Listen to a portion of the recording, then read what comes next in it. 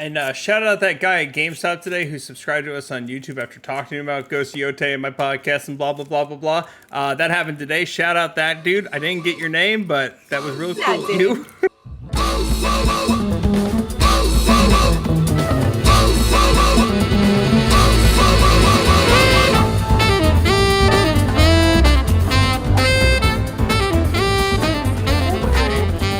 We're live. It's going to take a second to connect. I saw us for like half a second and then we were gone. No, it's still getting the video download was canceled. Please try again. I'm going to Google it later. So if you're watching on Twitch, I'm so sorry. Go to YouTube. I don't know what's happening there. The universe doesn't want you to hear all of the spicy Ghost of Yotei spoilers. When did we start Which this there are many, because I have a lot of things to talk about.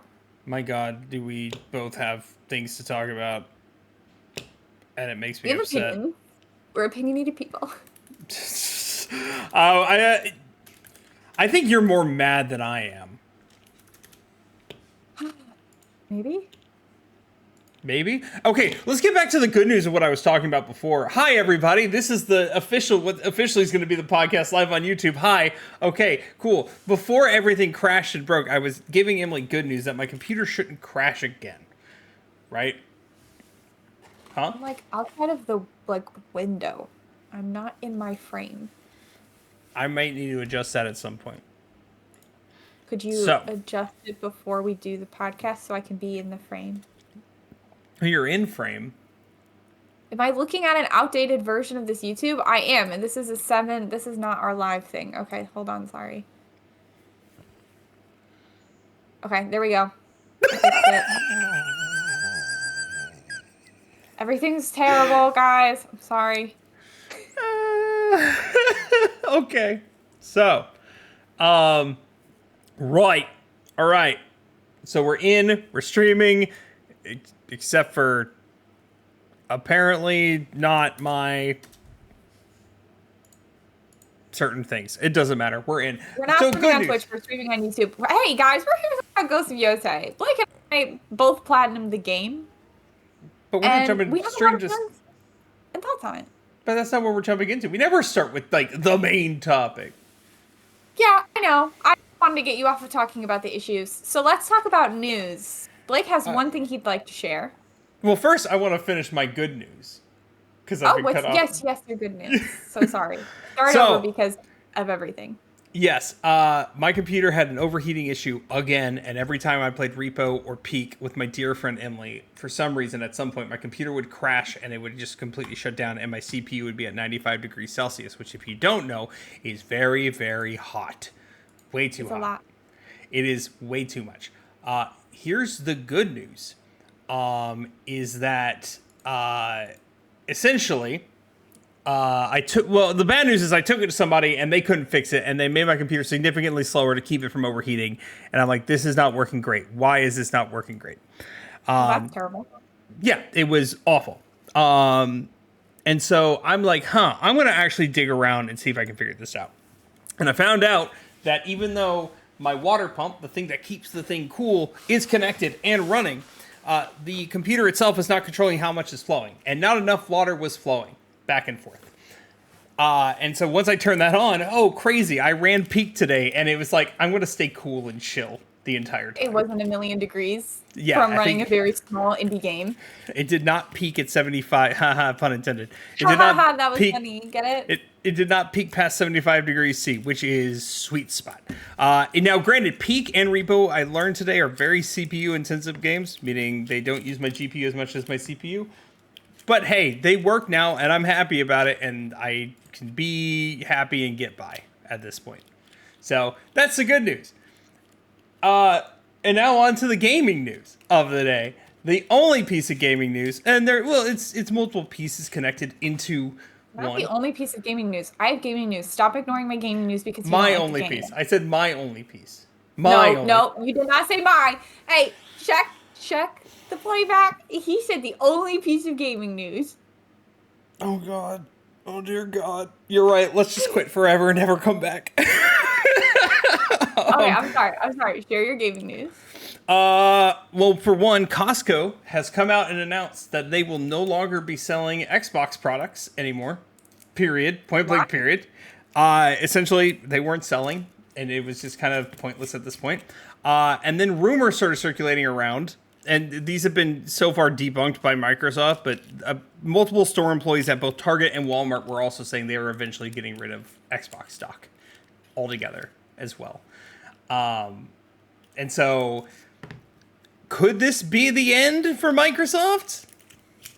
Lord knows. I don't know. So again, I think the huge thing for Microsoft is Game Pass still. And maybe digital games. I mean, even when I go to like places to buy video games like in person, unless I'm going to like a GameStop or something, they don't have a wide variety. Like they usually have like sometimes 3-4 games in stock. And I'm not just talking about Xbox, I'm talking about PlayStation, I'm talking about Switch. Like they usually don't have a big variety of games in hand. Yeah. So but without consoles, they're not going to have the consoles that most people to this day, well, though it's shifting to PC, most people still are going to prefer to play Game Pass on a console anyways, right? Sure. So get rid of that. I mean, most people I know who have Game Pass usually actually have it on PC because they don't buy an Xbox. They have a PC, so they buy Game Pass on their PC. Here's what I think Xbox should do at this point is shut down the consoles, port all their stuff to PlayStation. Everything's already on PC, but port everything to PlayStation and I guess Nintendo if you want. And just go straight software. And stop buying studios and then closing them down 6 months later. My God. That would be a great place to start. If anything, this to me just screams more so that like physical media is becoming less of a big deal to the fact that like other places that are not strictly game sellers like a Best Buy or a GameStop don't see as much return in selling physical games. And so they don't feel the need to stock it as much. It's probably starting with Xbox because most people don't have an Xbox as much as people have PlayStations or Switches. Mm-hmm. And people who do have Xboxes probably have Game Pass or they have digital games. So they're probably the ones that sell the least. Well, Xbox is still not done being under fire for more bullshit they did. Because this is it's like I said, it's slightly different story, but it's still connected. The Xbox Ally X and Xbox Ally have both come out. Both at prices at $500 and $1,000. What is the Ally? That's the handheld. Their little handheld, Windows handheld thing. Right. Now, they keep promoting this as a handheld Xbox. It's not. It's another handheld gaming PC. Just kind of like they partnered with a company that already makes handheld gaming PCs and put an Xbox skin on it. It truly makes no sense to me, but I digress. I'm not going to get into the details of that. Here's the main issue. If I buy a game on Xbox, not Game Pass related, if I were to purchase Halo 3 on Xbox, I can play it on my Xbox. However, I cannot play it on my Ally X because I didn't buy the PC version, and you have to purchase the PC version to work there. Yep. So is it more so proving my point? This is not a handheld Xbox console. This is a handheld PC console with a giant green X on it. You know why people like the Switch? Because you can play a game in handheld mode and then go home and put it on your TV. Mm-hmm. They don't buy the Switch. God, that's so bad. That's so bad to be like, not only do you have to buy the separate console, but then you have to buy the games separately as well. Yeah. Now, Game Pass is the exception, obviously. Like, if you have Game Pass, you download things from Game Pass, it's going to download to your Ally X, it's going to be fine. Like, it's whatever, your saved data should transfer. But sure. But what if you have an Xbox already and you're buying games for the Xbox? Mm-hmm. Why should I then have to buy you? Like, in my mind, the money that you're paying for the console should give you the right to have it on both. Yep. Right? Like, you're paying a significant amount of money. It's not a small sum. It's a lot. $70 is a lot of bucks. So why is it not on both? Exactly. And I hate praising Nintendo here. I hate touting them for this. But they have, like, done something good in regards to something like this. So with Pokemon Legends ZA, for example, right? If I buy the Switch 1 version, they had the Switch 1 and Switch 2 version came out. If I buy the Switch 1 version, it will work on my Switch 1 and my Switch 2, right? If I buy the Switch 2 version, it has two versions of the game on there. It has the Switch 1 version on there, and I just have to put it in my Switch 1 and it will still boot and run, right? Which shit.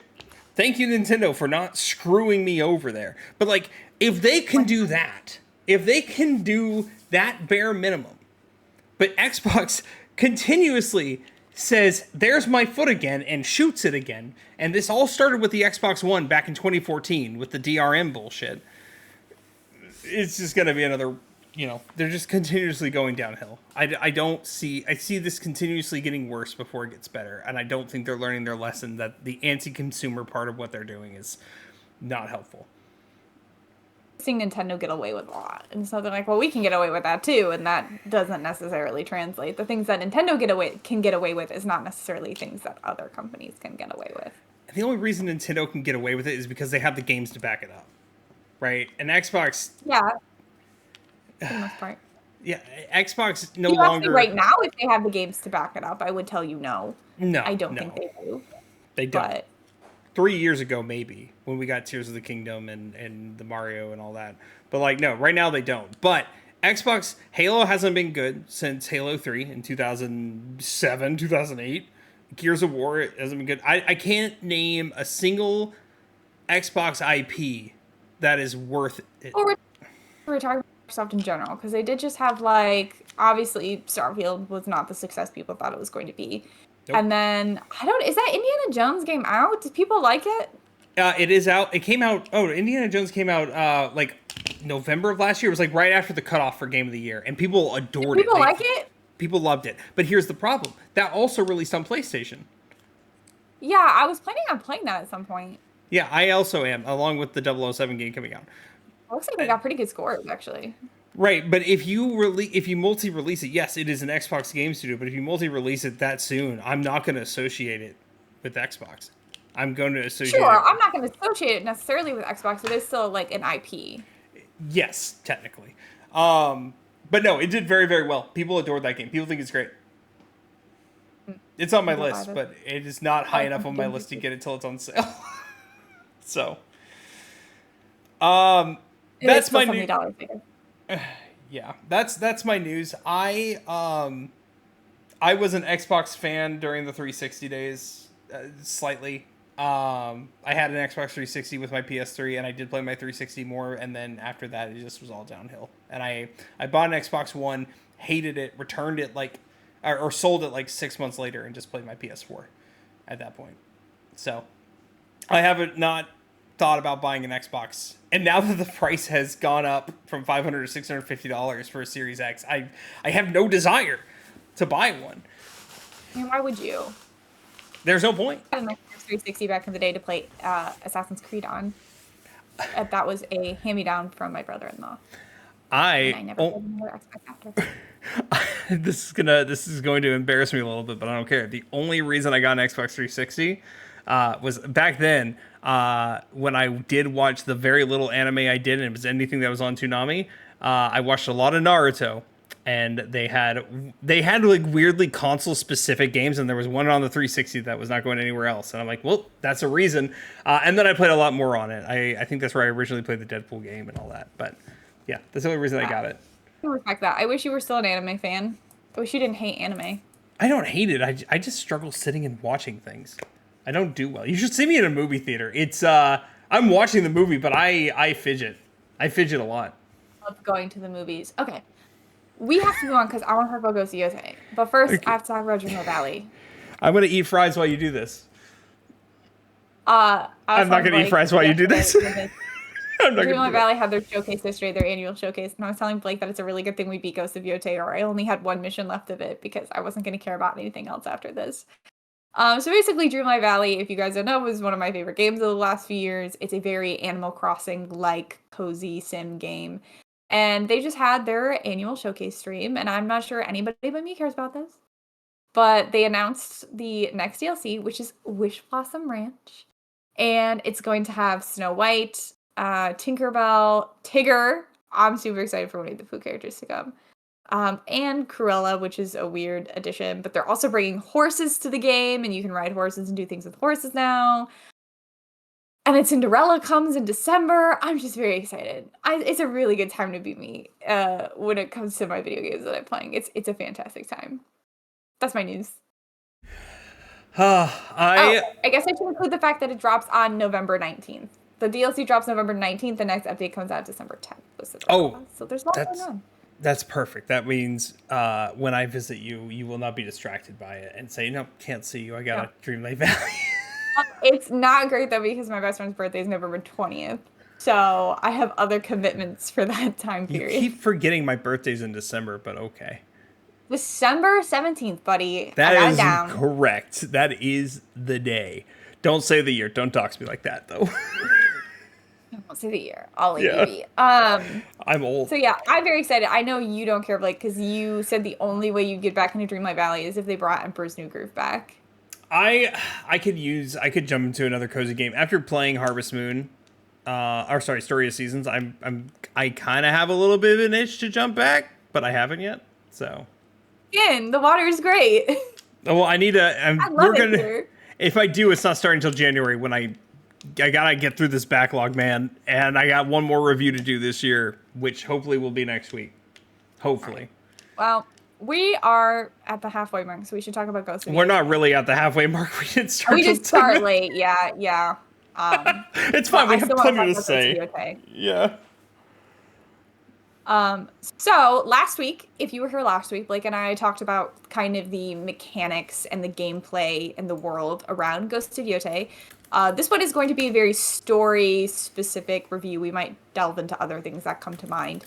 But we're going to be delving into spoilers a lot. So if you have not beat Ghost of Yotei, you haven't played Ghost of Yotei, or you're wary of spoilers, now's the time to click away. We love you. Come back in a few weeks after you've beaten the game. If you want to hear our review of what we think of the game without spoilers, you can watch our episode from last week. But this is going to be very focused on the game and the story, and we're just going to spoil the crap out of everything because we have opinions. And shout out that guy at GameStop today who subscribed to us on YouTube after talking about Ghost of Yotei and my podcast and blah, blah, blah, blah, blah. That happened today. Shout out that dude. I didn't get your name, but that was really cool. You. Sorry. We appreciate it. Thanks, bud. Thanks, dude. Cool. Do we want to talk, like, how do we want to break this down? Because there are some more gameplay stuff I want to tie into it, because I think we got to tie in a nice package, but also we got to talk about the story stuff. So I'm just going to start by giving a quick breakdown. I think I did this for the overall thing last week, but I'll do it this week again, just talking about what the general story is so we can get into it a little deeper. Basically, for those of you who don't know, Ghost of Yotei is the sequel, but not really sequel, just kind of exists in the same world, to Ghost of Tsushima by Sucker Punch. And the story here focuses on the island of Hokkaido, which is the northern island of Japan, and this time known as Ezo. And it focuses on our main character, Atsu, whose family was murdered when she was a child by a man named Saito, and the group that he leads called the Yotei Six. So at that point, Atsu goes down to the south to fight, and when we start the game, she has returned to Hokkaido, or Ezo, with the intent of killing off the Yotei Six to get revenge for her family, at which point she plans on ending her own life. And this is all complicated by the fact that during her time away, the Yotei Six and Saito himself have become very powerful figures who have basically started a war on the island to try to take it over and take power away from the shogun of Japan. And so, yeah, that's pretty much where we start the game, is Atsu starting her revenge journey. That's the general plot. So now Blake and I are going to talk about what we liked about it, what we didn't like about it. Yeah. Yeah, so let's I'm going to kind of reiterate some of the things I said last week first. Gameplay. Go for it.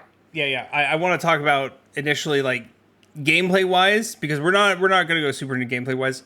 Just a reminder, gameplay wise, I think the game it's phenomenal. It doesn't change a lot from Tsushima, but it adds like just the right amount. Like, it's like, hey, what we did before was good. We're going to add a little bit to make it like a little bit better, like the throwing the weapons mechanics, the different types of weapons, etc. I really, really enjoyed all that, and I need to make that abundantly clear. He's saying that because he wants to tell you how much he liked this game before he delves into how much he didn't like the story. Very specific things. You wanted to like start off on a positive note before you just like talked about how bad the story was. Here's I think where we slightly differ. I don't think that the story overall was bad, but I don't think it was good. I think it was just very basic and generic, and it was very predictable. I think the only thing I really didn't predict, here's a big spoiler, was Jubei being alive. But as soon as we met the kitsune, the girl, and I kind of like, she's tied to them in some way, and then they have revealed she was. And then you and I both predicted Jubei's death at the end of the game. Spoilers. And we're both, you text me. As soon as you text me, I'm like, we both knew. Like, we both knew something just fucked up was gonna happen. Well, so if listener or watcher, you haven't played Ghost of Tsushima, Blake and I also had heavy suspects on that because Tsushima killed a lot of the characters. It had a lot of very gut-wrenching deaths. It was not shy about that. And up until that point, 0 people that we liked had died. So it was coming. I knew it was coming. I'm just happy that Kiku didn't die because I had a small, like, they're going to kill the kid, aren't they? And they did not. They did not kill the kid. So I really had that fear, but mostly because they pretty much were... They were pretty intense right off the bat that Kiku was supposed to represent Atsu. Like, if Atsu had gone down a different path. Like, if her parents hadn't been killed, Kiku was supposed to be the person Atsu could have been, which is why... I'll get into that later, but... Yeah.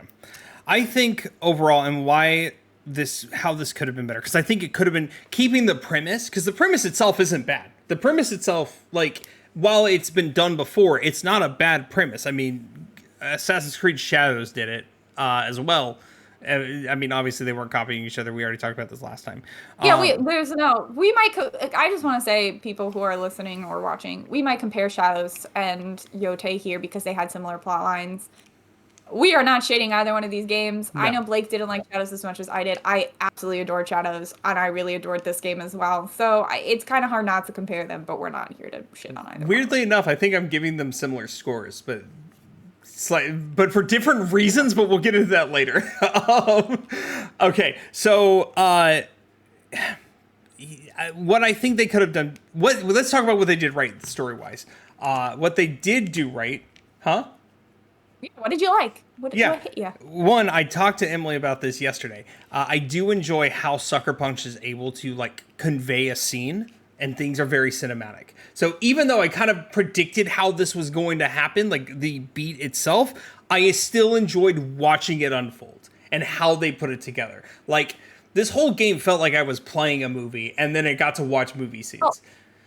Yeah. We should add to this explanation for people listening is that Ghost of Tsushima and Ghost of Yotei are both intentionally cinematic to the point that they are trying to mimic old samurai films. That's kind of the intention with it. There's actually an option to play in Kurosawa mode, which is a black and white version to, again, more closely mimic those old samurai films. So a lot of it is meant to play like a movie. And in that sense, you can't skip cutscenes.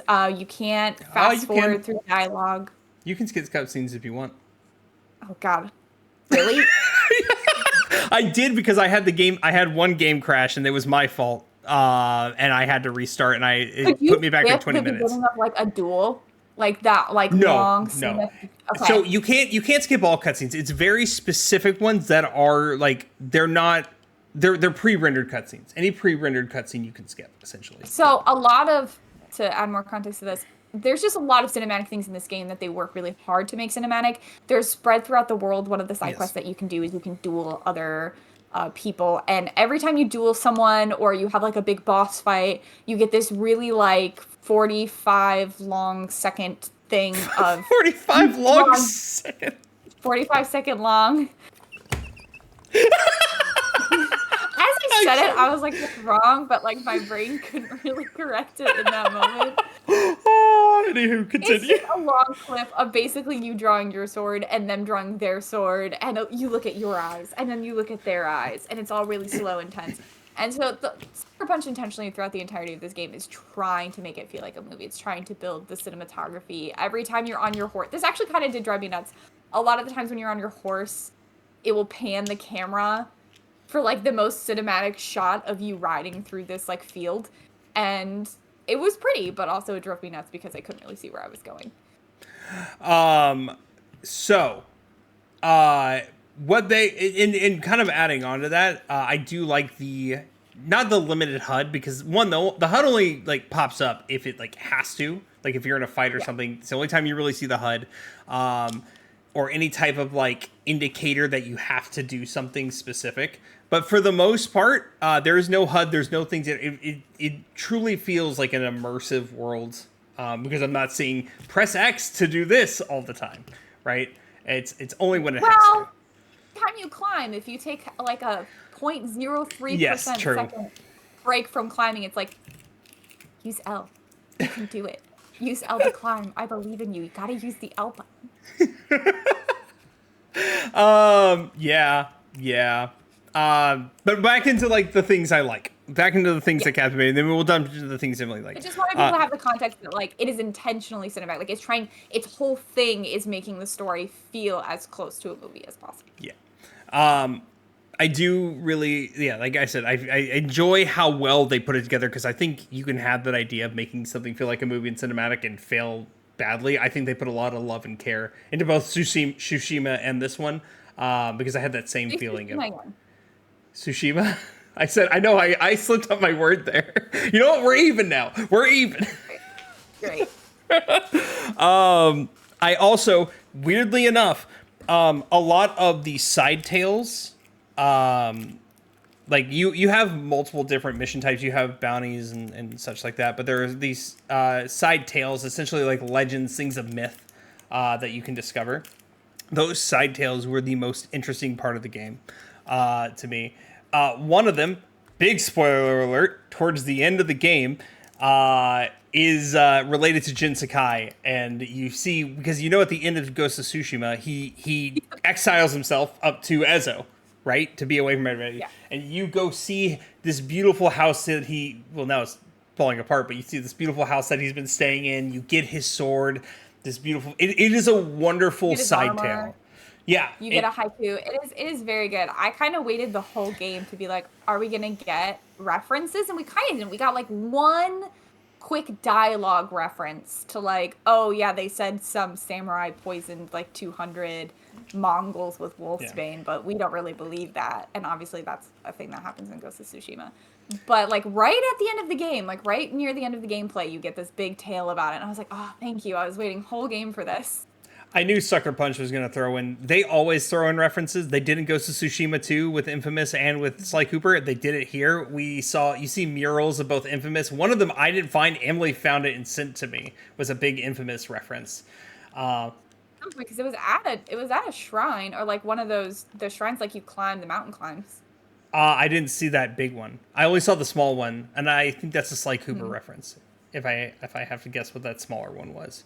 There was one shrine where you essentially like there was at the base of the shrine there was a note that said like collect the flowers or something, and then you like when you got to the shrine there was a spot to slide down, and you like ended up at this pool of water with a waterfall, and there were flowers, and around the corner was the really big Infamous one, I think it was. I just happened to miss it. Granted, this world is very big, and there was a mini game that Emily and I both just happened to miss. We both missed it. It was fair. The spot that it was in was like, the map is large, but it's very segmented. It is not like it's not like a Breath of the Wild or Tears of the Kingdom where it's one all connected. It's very specific segmented areas, and then just like little paths connecting all of those areas. And this minigame was in like one of those paths where you weren't really looking for stuff because it was kind of just like a little hallway to the next area. Yeah. Onward to more I like. Pretty much any of the side content really is what I enjoyed the most. I enjoyed finding all the fox dens. I enjoyed finding the wolf den and naming my. What did you name your wolf? You never told me. Kage. Yes, we named the horse the same thing. We named our wolf the same thing. High five. Okay. We did the same for Tsushima, though I named it and then you just told me you did the same thing. But it was only the horse, and you knew I wasn't going to pick anything that wasn't Sora. Yeah, that one was an easy win because the name options for the horse was literally Sora. What were we gonna do if not Sora? Anywho, I really enjoyed the bounties. Some of the bounties had really interesting backstories. Some of them were pretty just plain. You find a guy and you kill him, but some of them like very, very interesting. The last bounty I did, actually, you had to do a specific hard to find side quest before you could even trigger it, which was Iron Kumbe. Cheetah? Oh yeah, Iron Cheetah. Was it the guy with the two samurai were in the den? Yep. See, I didn't find those two samurai in the den. Okay. The only reason I figured out which one I was missing is because I was looking through a list of like, these are the rewards you get with it. I'm like, okay, which item am I missing? And that's how I put it together. Like, that was a very interesting one. A lot of the bounties are interesting. The paintings, even though they're very short and they're like the haikus, except you're drawing on your gamepad, they were interesting. But then I get to the main... Huh? They were fine. I like looking at pretty pictures. Damn you. Looking at pretty pictures, but I kind of just got sick of swiping on things on my touchpad. Like, She did text me. I kind of preferred Shadow's approach of like you have to sneak up on the scene to be able to like view it. I don't know. That gameplay was more interesting, but I just like sneaking. She did text me and said, "Hey, if I have to build one more fire, I'm going to lose it." Before I told her, "You can skip that." Turns out there is something guarding that part of her screen on the TV that says "Hold X to skip." So like I have a large TV, but it's right under my TV is my dresser, and I have like a pot of flowers, like a vase of flowers, and they cover the very bottom right of my screen. And so I never saw that I could skip it. And every time somebody was like, build me a fire, I was like, I'd rather die. I'd rather turn this game off. And like to kind of give context to people who are listening to describe it, you basically have to like aim with your left controller stick where you want the fire to go. And then you have to swipe up on the touchpad to make the spark happen with the flint rock. And then you have to hit the right trigger button to like blow air onto it to build it. And then you have to do that multiple times. It's just an awful, terrible, terrible process. The first time I did it, you have to also move the left stick and you also have to press the right trigger. I did. You're behind, and you remember? have to move to multiple things.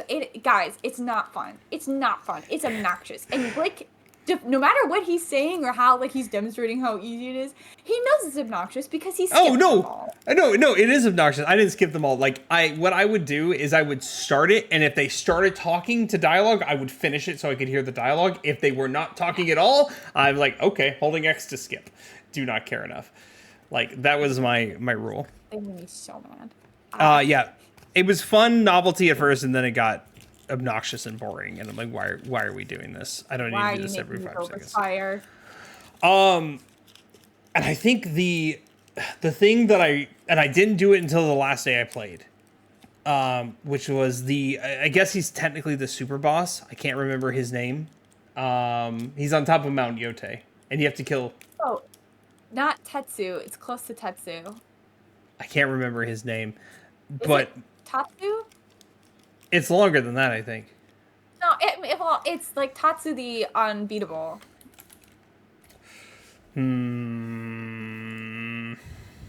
It's something like what is it? We're gonna find out. We're gonna do this. I'm going to look at my trophy list. Takezo. Okay, yeah. That fight was the only fight I really struggled in, other than the bears. Like he was rough. He was one-shotting me. Struggled with. I tried that fight maybe halfway through the game, maybe a little earlier, and I struggled with it. And then I realized half of the reason I was dying was because I was getting cold and he was doing ice damage to me as well. Yep. And so my health bar was getting down from the ice, so I changed into the warm costume, and then I beat him. Oh, I did something completely different. I put on casual mode for that to finish that fight, and then put it back on easy. You know what? I respect you, bud, but I promise if you had just put on the warm outfit, you would have done a lot better. You can also change your charms. Yeah. And there's a charm that widens the perfect parry window, and he's really. I had that on. You had to make sure you're using the like technique he taught you. Like that's the big win. Yeah, which I did that as well. Basically, I would just wait for him to attack and then parry. Regardless, that whole story segment and that whole fight, and then watching him get what he wants and finally be defeated and die, it was genuinely the better story. It was better than the main story, which I'll talk more about the main story later. But I think the main thing is that I like with the main story is just like how it was presented versus what it was. You like the cinematics of it. Yeah, I like the story itself. The cinematics, the set pieces, just how it looks overall, and even just the lines of dialogue to convey how it was all put together versus what it actually represented. Like the voice acting I liked, except for God damn it, Sucker Punch and Ubisoft. The children are not need to be played by adults. Hire children. Yeah, this is a problem. Blake and I also had this problem with Assassin's Creed Shadows, is that they have all these kids, and the kids are voiced by adults. And sometimes people can pull it off. Obviously, some of our like most beloved childhood characters have been played by adults. Yes. Tara Strong's out there, keeping the world moving around. But they sounded so bad. They sounded really. I actually could not take a single moment that child Atsu had going on seriously because I was like, you sound. Erica, I usually could not do. Is it me? Did she look a little like alienish, like young Atsu? Oh yes, absolutely. She looked a little wonky. She sounded a little wonky, and I was like, you're a little weird. Yeah. You're a little funky. But yeah, I love the cinematics. I love the set pieces. I love how it was put together. I did actually like the characters, but it was just the main story. Like the story itself is the only thing. I didn't even hate. It was just meh. It was just fine and predictable. Your turn. And then I'll go into the things I don't like after she says what she likes. I mean, I guess if we're just going to talk about the things that we like and not specifically our whole thoughts, most of what I liked is very similar to what you said. I liked the cinematics of it. I liked the presentation of the story. I liked the way it felt a lot of the time. I did like a lot of the side quests. They did get a little repetitive for me. I think maybe Blake disagrees here. A lot of it is just fighting 50 people. Every kind of quest that you do boils down to, the Oni Raiders are here. Saito's people are here. The people are here. And then you fight 50 people. And then they'll be like, another group of people arrived after this group of people. And then you fight 50 more people. No, I'm with you 100% on that. Like, I agree 100%. Like, the repetitiveness just got a little too much with those things. The ones where I didn't have to, the few side quests where I didn't have to fight and I just had to find this dude, or anything I did for the Ainu, which did not require fighting. I'm like, this is a nice change of pace. But. I like the different side quests. There's a whole main quest actually where you have to kind of do stealth, or ones that depend more on stealth, and I enjoyed those. I liked when they mixed it up because they did it so rarely. That even by the time I got to the final quest, I remember a big memory for me was doing the final quest and sitting there being like, oh, come on. I did more sneaking. There was 3 sections. Let me run. Yeah, there were 3 sections we had to get through before we got out of there, before we even looked at, fighting Saito. Yeah, there were 3 sections of enemies, which I get it, but also they were trying to rush out of this fort, and they were just keep moving, and I was like, I'll keep moving, and then they'd be like, oh, we made it to the end, time to kill everyone we just ran past. I'm like, oh, okay. Yeah. So that by the end of the game, I was pretty burnt out, and it was just a shame because I think the fighting mechanic in this game is one of the stronger components this game has. I think it's really fun, it's really well done, it's really well built. It's just a shame that they didn't spice it up a little bit more throughout the game, so that by the time I got to the end, I wasn't so sick of fighting people. I just thought of something I didn't think about this entire time. One inconsistency. We had to take a boat to get to Saito's fortress that was hitting in a mountain that you had to climb to get to. How the fuck did we ride a horse to get out of there? I'm assuming what happened was when she went in originally, she snuck up a different path of the mountain. Obviously, we see her climb the mountain. I'm assuming there's a road leading out of the main gate down from the mountain back to the river. So I'm assuming we see them go out of the main gate. So I'm assuming they took the road down the mountain back to the water. Right. Okay. Yeah, I didn't think about that until just now, but I'm just like, very well It's weird. explained. Yeah, there's a lot you have to like piece together like that. So Besides the point. I liked the cinematography of it all. It's hot. Honestly, I'm struggling. I didn't really connect with. I'll talk more about my dislikes later. There's not much else that the story brought me. The side content a lot of the times sparkled more than the main content. Um, there were a few characters that kind of I was like, oh, but there wasn't anyone I was truly like, I'm with you, except for maybe Jubei. Oh, I love Jubei Jubei. was the only Jubei and Kiku were the only two that I was kind of like, Not the Kitsune girl? I liked her well enough. I can't She was remember her name. fine. She didn't do that much for me. I liked what she represented. I liked her story. But she herself, after like her whole story was on, I was like, you're fine. Like I wasn't like, oh, I love you so much. You're so great. She wasn't funny. She wasn't, I don't know. She was just fine. She likes an honorable man. She likes a man in uniform. Jubei. I do. I honestly, that's why I love Jin Sakai so much. Was I just am always going to root for a character who is just pure of heart and is like, I just want to protect people and make the world a better place. And Jin did that, and I was always with Jin on that one. And He even sacrificed his honor to do it. Yuna does, and the thing is, like, Jin throughout his story learns how to sacrifice honor because honor is less important to him than protecting the people that he's protecting, than pushing the Mongols out of his home, than saving like the innocents. And so he, in that sense, sacrifices his own honor and his own duty and his own sense of self to protect the masses. And not a single character in this game felt like they were ever thinking about really protecting anybody. No. Other than like themselves, except for maybe Jubei, who's like, I like my friends, I like my clan, and she's like, your clan is stupid. I like being a part of it. He's like, I like being a samurai, and she's like, samurai, stupid. Like, okay, I'm sorry. Jubei is a good boy. And I Kiku. don't have a lot of positives. That's making it sound like I didn't like the game. Overall, I had such a great time exploring this world and finding all the different things in it, and it's just so beautiful and so great to play through. The story did not really move me much, except for when Jubei died. I think this I even knew it was coming, I was still like, damn.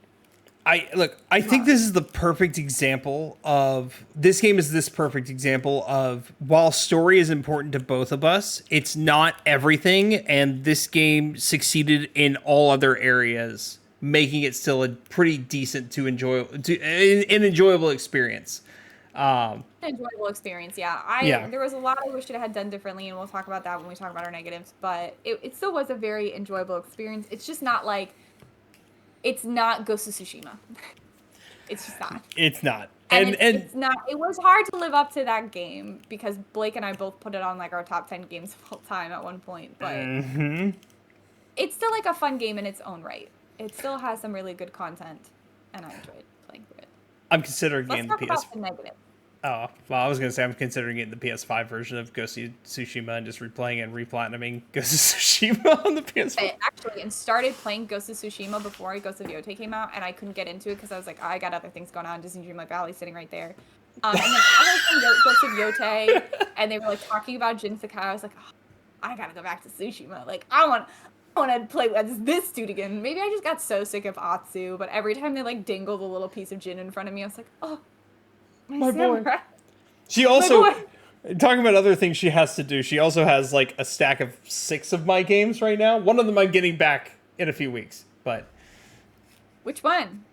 13 Sentinels. You said you weren't going to play anymore, you're going to watch cutscenes. Oh, right. I was like, I haven't beaten Bioshock yet. I know. Okay. I'll jump into negatives. I don't really want to. I mean, I've really only talked about the main negative is that the story was predictable, but this is why I think it could have been great and why the premise wasn't bad. It could have been done different. This is what I would have liked to see. I think that the whole idea is that Atsu is doing a reverse Jin, where Jin Sakai is learning, hey, I have this honor, but that's not going to save us. I need to do these things to save my people, and honor doesn't matter if I can save all these lives. Atsu is learning going the other way. Like, revenge is going to get her and everybody she loves killed, and she needs to reserve herself more and tone down a bit, etc. And they put that, or else other people will go in danger. And they waited way too long to introduce that whole segment. Like, chapter 1, this game I beat in like 50 hours. I think it was like 48 point whatever hours. Chapter 1 was 40 of those hours.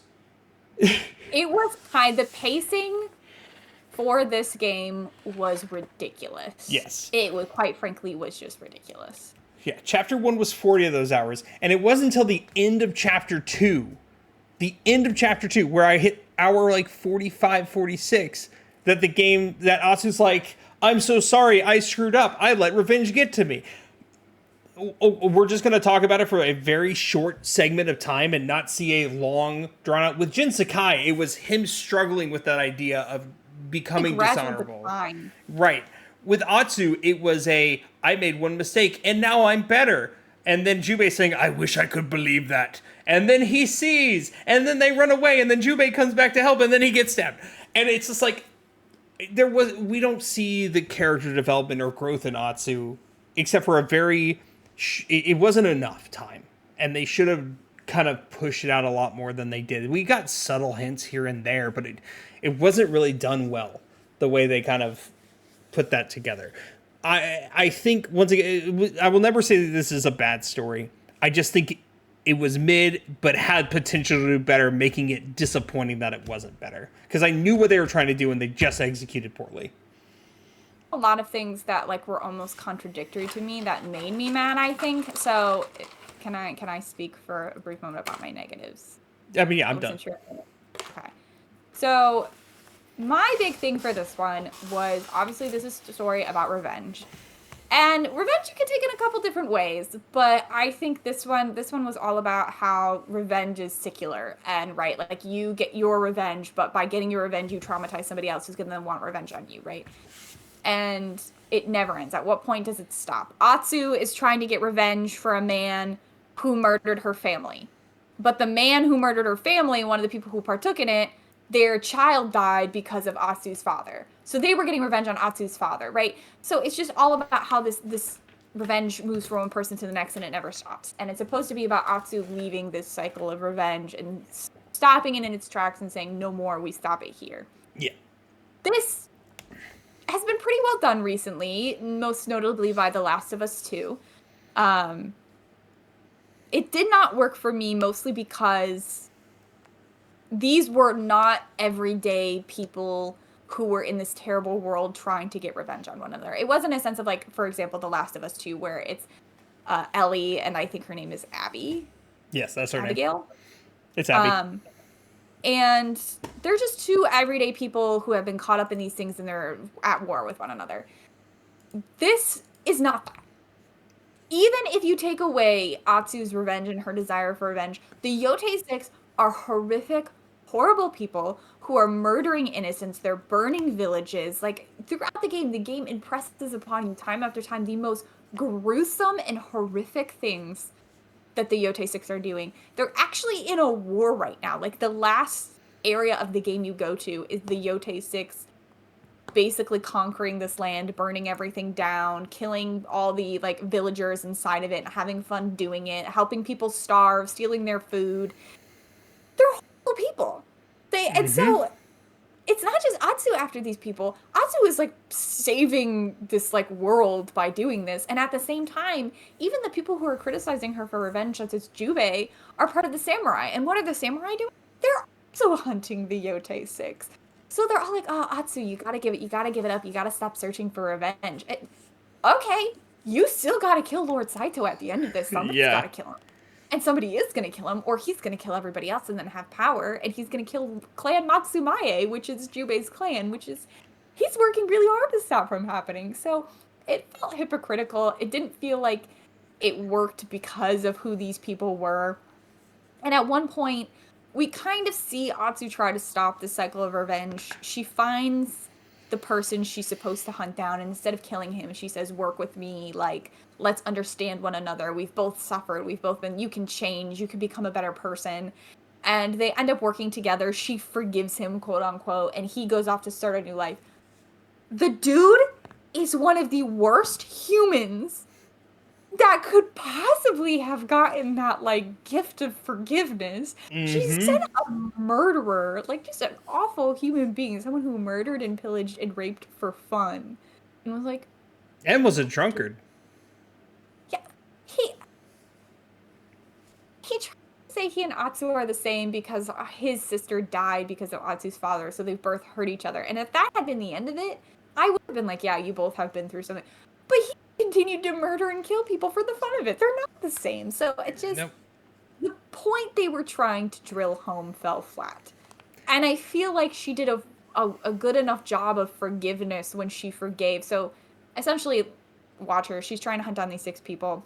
And she finds out, she makes an ally at one point in the game. And she realizes pretty significantly into the story with this ally that the ally is actually one of the people she was intending to hunt. And the ally had given up that title and reformed themselves and changed and was now helping her hunt down the person who replaced her. Mm-hmm. And so she has to learn how to let that go and forgive this character. And she does. And they end up working together throughout the rest of the game. They end up becoming really close allies. They have this strong loyalty to one another. So for me, the message of like forgive was already there and it was already done successfully before they brought. So, I don't know. There was just a lot of like contradictory where people are like, you gotta let it go, Atsu. But at the same time, Atsu, we still have to kill those people, Atsu. Who's gonna kill the people, Atsu? So yeah, the story, it did not work for me. There were certain aspects to it I liked. Atsu finds out she has a niece partway through the game, and obviously, like I kind of hinted at earlier, this niece was supposed to be a reflection of Atsu and who she was. This niece does not she's never had anything bad really happen to her in her entire life, and Atsu kind of has this moment where she's like, oh, could I have been like this girl if my family hadn't been killed? And then 3/4 of the way through the game, her father is kidnapped.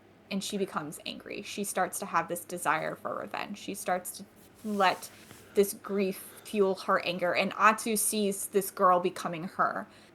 And she kind of tries to stop that. And at the end of the game, when her father does die, she doesn't look at the girl and say, let's go kill him. She looks at her niece, and instead she sees herself. And instead of saying, let's go kill him, she walks up to her younger self and she hugs her.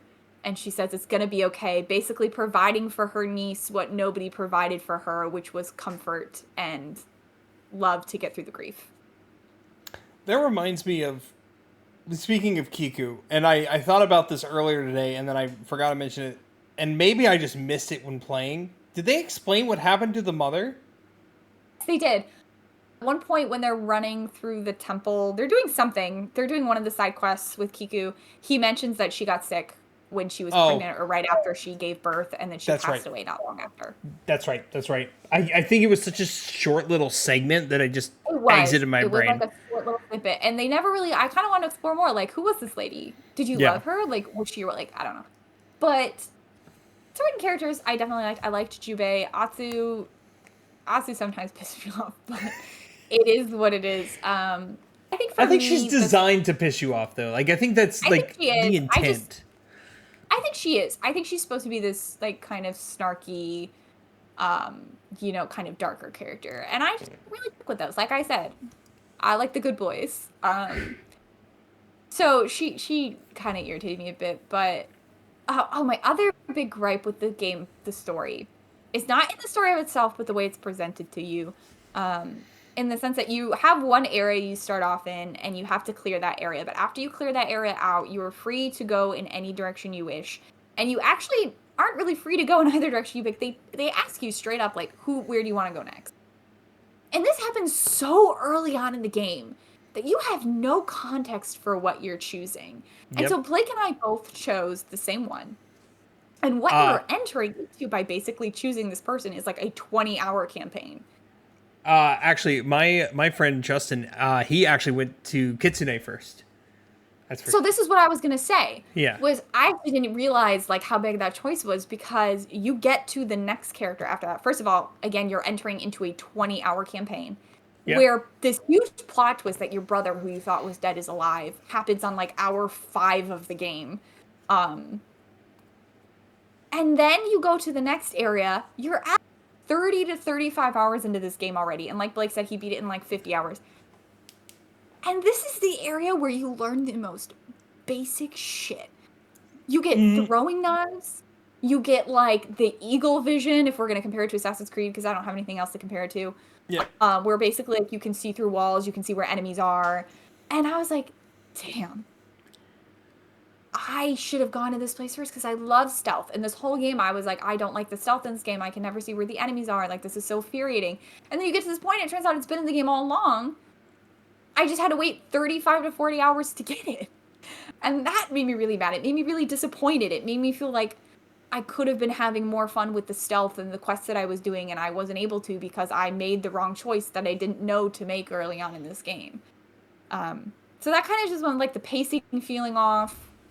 I think they should have made you go to specific areas first. I think they should have arranged the story a little more neatly for you.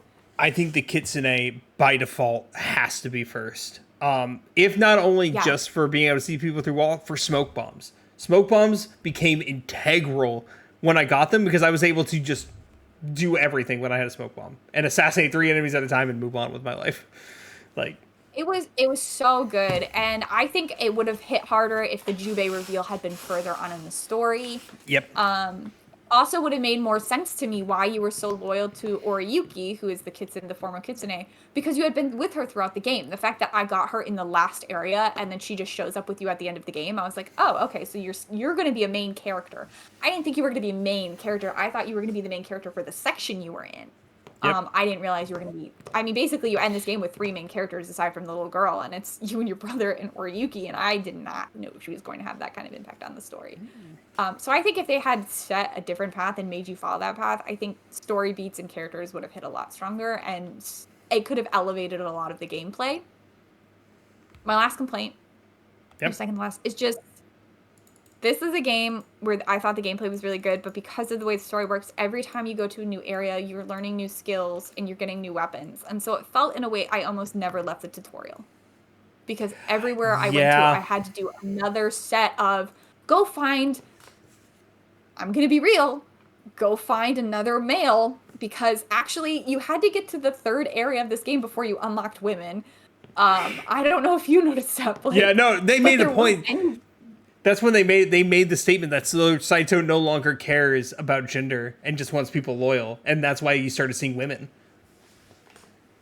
You don't fight any women. Yeah. You don't get any, like, female main characters. You don't get any, like, even side quests really with women. It's all men until you get to, like, the 3rd area, and they're like, you can have 1 woman. She'll carry the gun. And I was like, all right, man, thanks for the women. So I guess at that point you unlock women, but, like, you go, basically, you have 4 to, like, 6 different masters, and you have to go to their dojo, and you have to learn this thing, and then they're like, now here, I have a set of tasks for you to learn how to use your weapon. Once you complete these tasks, come back to me, and I'll teach you a different technique. Mm-hmm. And then you have to do that, and then you get, like, a cut. It just was very repetitive, those scenes, and they all kind of did, then they were like, oh, we're under attack, or, oh, we have to go fight these people. And it made me feel like I never left the tutorial, because every new area I went to, I had to, like, do this same, like, quest series over and over and over again. And I don't know if that tired you out the way it tired me out, Blake. It didn't really tire me out. Though I do understand the repetitiveness. I think the only exception,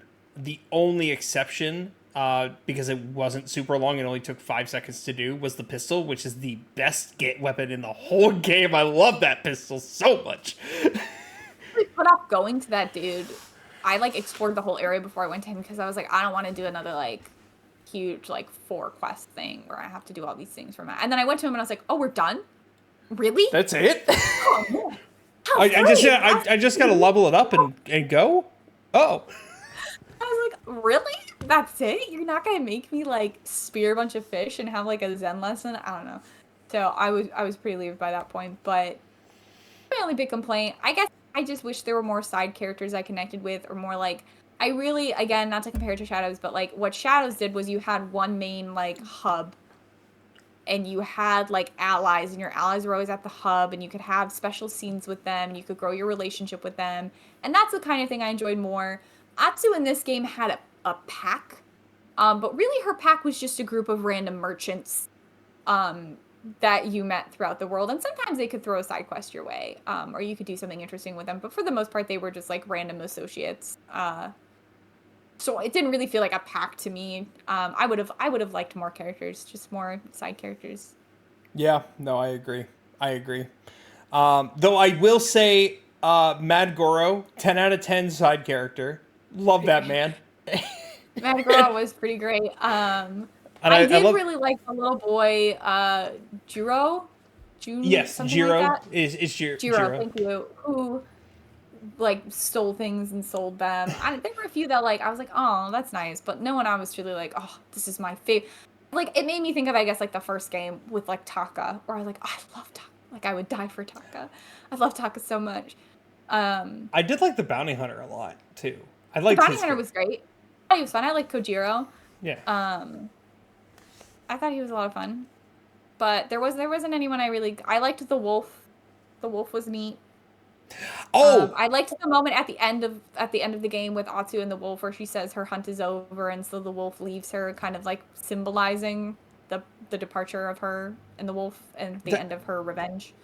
this is something I did want to mention, and I'm not faulting the game. This is not the game's fault. This is more marketing's fault. The marketing made the wolf seem like a way bigger deal than it was.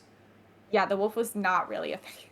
I mean, the whole analogy of the twin wolves and blah blah blah. Like, yes, that made sense, but the wolf was not a huge part of the story at all. No, it was more like this metaphorical thing where Atsu and her brother were the twin wolves and all these people who were helping were the pack. But that really fell apart because her pack didn't feel like a pack. They were, like I said, random merchants she met. And the wolf was a series of like side quests or like missions throughout the world, and that was pretty much it. I mean, it was nice when the wolf would come help me sometimes, but I wasn't like, oh, this is my wolf pack. Plus the wolf standoffs, 10 out of 10.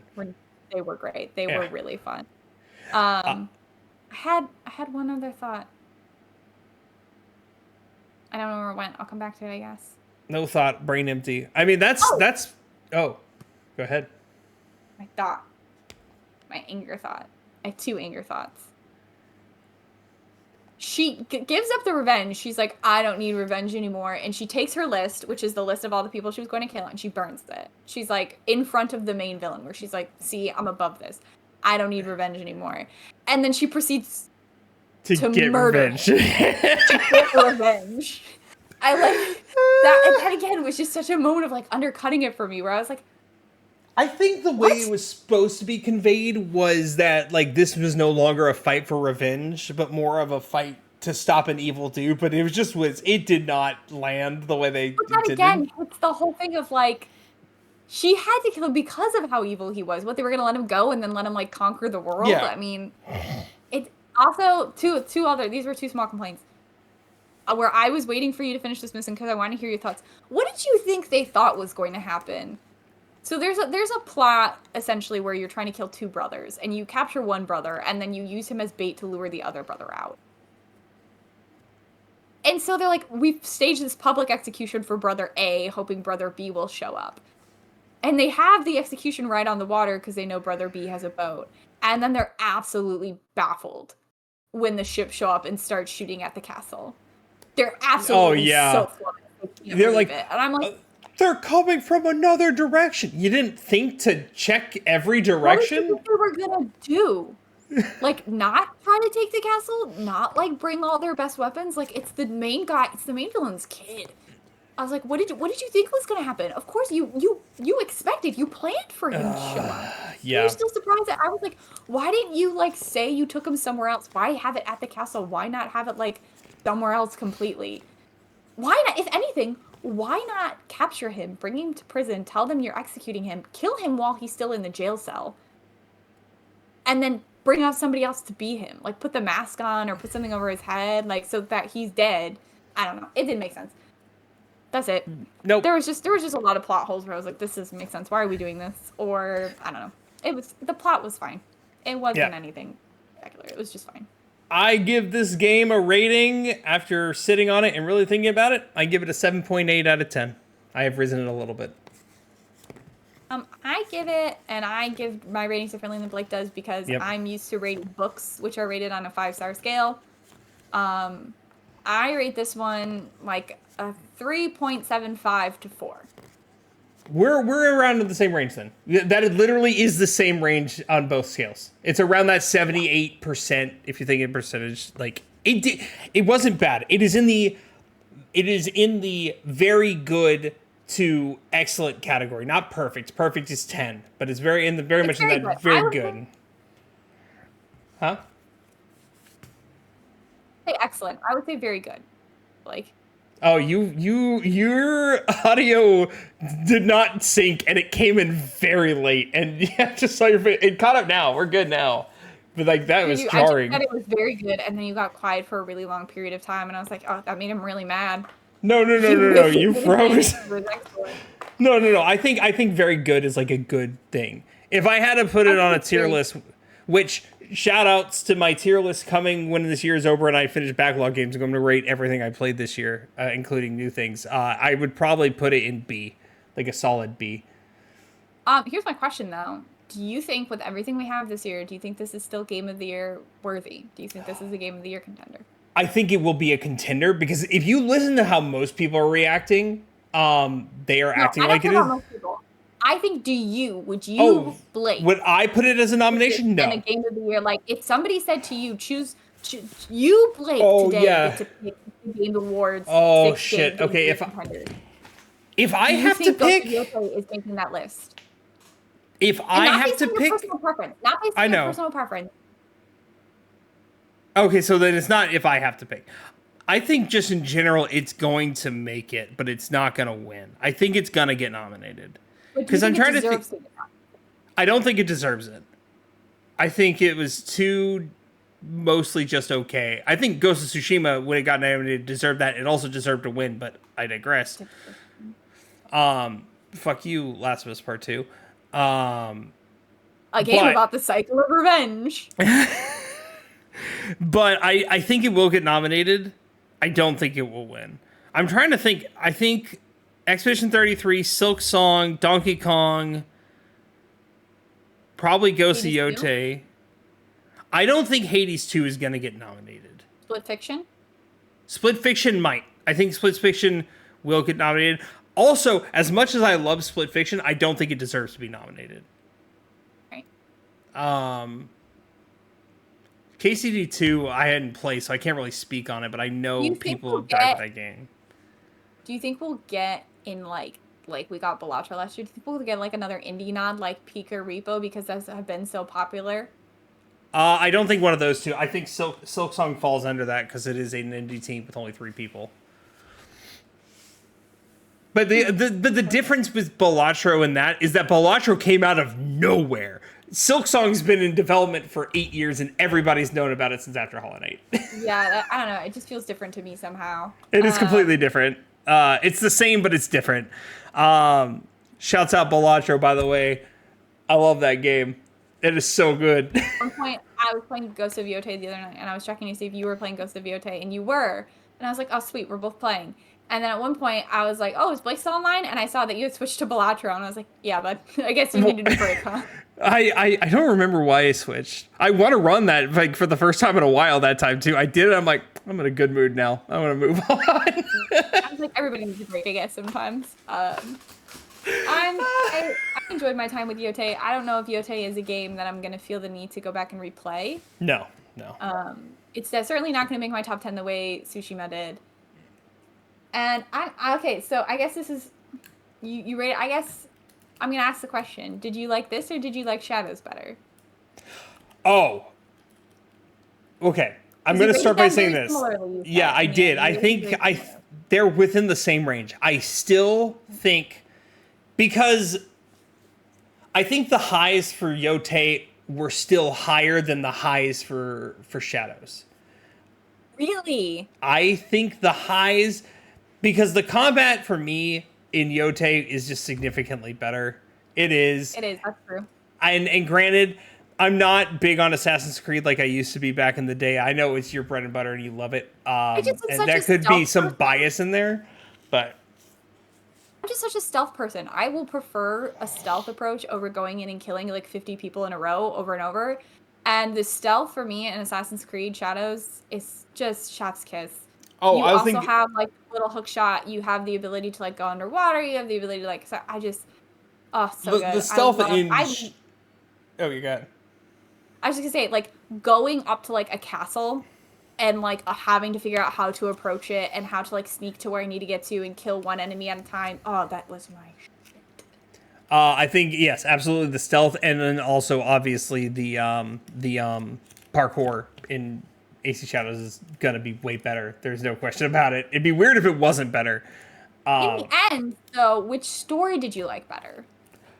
About the same. I will give the slight edge to Shadows only because the Yosuke ending. You said the highest highs of Yotei were better than the highest highs of Shadows. I immediately thought of that ending, and I was like, I don't know if there was a moment in Ghost of Yotei where I was like, yeah, let's go, get it. Yeah, but that was the only moment. There were more moments of that for me in Yotei when it comes to combat and side content and being like the whole Silent Hill / Resident Evil like feeling tale, for example, was one of those like exciting moments for me, and I had multiple of Like those. that. Huh? I did like the myths a lot. I guess in comparison, like Shadows had like that whole yokai, the whole like yokai like web with like the guy who had the watermelon on his head. Oh yeah, I And do you gotta like remember that. investigate it. They're like, this person's a yokai. We hear this person out in the woods, and then you go out and it's like a guy with a watermelon on his head. But then at the end, there in fact is a yokai that you have to fight. I don't think those were as fleshed out or as like No. build on as the I one think the in yokai one was the one I was like actually hyped about in Shadows. But no, I still. I really like consistently the story for Shadows, like the end of Act 1 when what was the little kid's name? When the little kid runs off and he finds Yasuke This was 8 months ago. and I don't remember it. You and Yasuke and the little boy are in the castle together. It is something with a J. It's Jinjiro? Jinjiro. No. Yes. No, it's Are you Jinjiro. sure? Okay. Hold on, little kid in AC Shadows. What is his name? Junjiro. It was Junjiro. Yes. Okay. I don't know. Consistently, I really enjoyed the story of Assassin's Creed Shadow. I think more than I enjoyed Yotei. I just didn't pick up anything Yotei was putting down. But I will say there were story moments that always made me like they really hit home. And it wasn't the story itself. There's a few different times where to add to the cinematography or the cinematics of it all, you'll be like riding through somewhere or you'll be going through a story moment and this beautiful Japanese song will start playing. This woman was an incredible singer. Yes. And so, like, the first one you get is when you and your brother reunite. Just to add a fun tidbit to this, when they introduce your adult brother, they don't introduce him as your adult brother. He's just, like, an adult samurai who comes up to you and starts sassing you.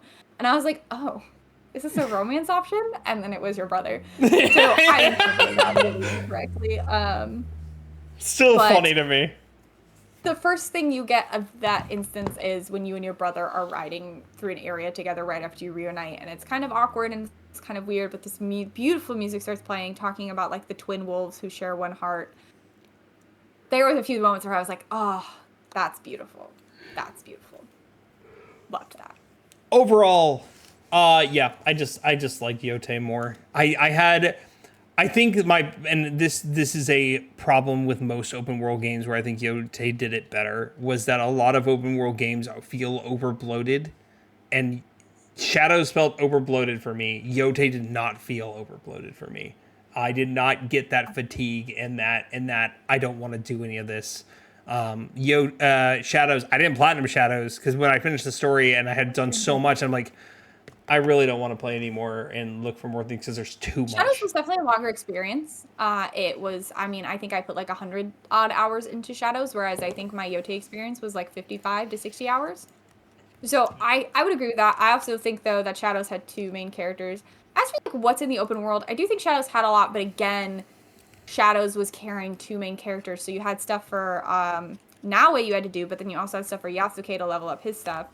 So I do think Shadows was probably more bloated in the open world content. Now, I will say, I think I enjoyed the actual gameplay of that side content sometimes better than the Yotei gameplay of, like, I like the bamboo strikes a lot, but like in terms of like the drawing of the paintings, I like the sneaking better. Or like I really enjoyed Yasuke's like weird stance he did. I don't even know how to describe it with his like weapons where you had to press the series. I guess it's very parallel to like the bamboo strikes. So this kind of I don't know. Yeah. I liked Naoi's weird meditation thing where you had to press the button. Look, I don't know. I liked them both. I like them both. I think if I was to replay one, I probably would replay Shadows, but we all know I'm an Assassin's Creed junkie. I love the stealth. It gets me so much. And I did like the story. I still do plan on buying the DLC and playing the DLC, The Claws of Awaji. Also, Yotei's a very historical game. Obviously, it takes place in a real time, but it doesn't have real... I just always, like, am so hooked on the way Assassin's Creed incorporates, like, real people, real historical events, and like really focuses in on like the culture. I'm always such a sucker for that. But I think they're both fantastic games.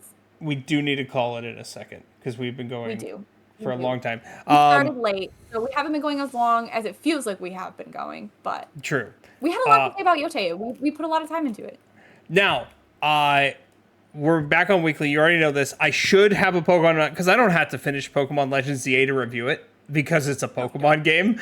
I will give you a sneak peek. Hey, Game Freak and Nintendo, get some damn voice actors. God damn. It's been too long. Anywho, besides the point, that review should be next week. We have other things planned. Some things may not come to fruition, just depending on timing for both of us, but we'll get it figured out. And at some point, probably going to do a Silent Hill F review. I don't know if that will come. We hope. I'm a little burnt out because I just poured through 60 hours of Yotei. I also plan on, like, I honestly didn't think about this till I was just talking about it, but I do plan on buying and playing the Claws of Awaji DLC for Shadows, which should wrap up a lot of the story elements. I'm not sure if people are interested in a review on that, or if anyone really cares, but I could do a review if people wanted to hear my thoughts on it. How much is that DLC?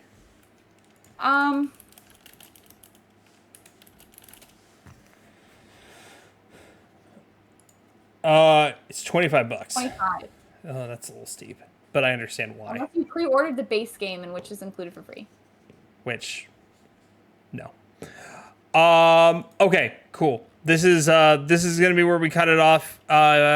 Tune in next week. We're gonna be talking about more stuff. Remember, you can find me on my Twitch channel. I'm gonna try to be live more often. I got a new webcam that looks better, at least to me. It looks better. You can't stream because Twitch has banned you. Are you trying to get me banned? No, I'm saying you haven't been able to successfully stream on Twitch. Oh, I guess our podcast. I don't know about your actual personal stream. Yeah, my stream is fine. I have another theory. I have another theory I'm gonna attempt in a little bit. But we'll see. We're gonna try it next week. But yeah, that's gonna happen. And remember, kids, Emily is a human being. That's it. That's the thing. Emily is a human being. I'm not AI. Definitely True. Not. Yeah, remember, kids, if someone says create generative AI, just know you are killing the environment, most likely. You're killing me. The only thing AI is good for, use AI to edit things that you have already written to clean things up, but that's the extent of it. Don't do it. It will take your voice out of it. Have somebody that you know edit it for you. What if they're not available and don't have time? Then read through your own stuff a few different times. What if you're me? Then send it to me. I don't know why we're talking about this. I'm here. I'm an editor for a living. Okay, bye, everybody. Bye. We're bye. Bye. Bye, everybody.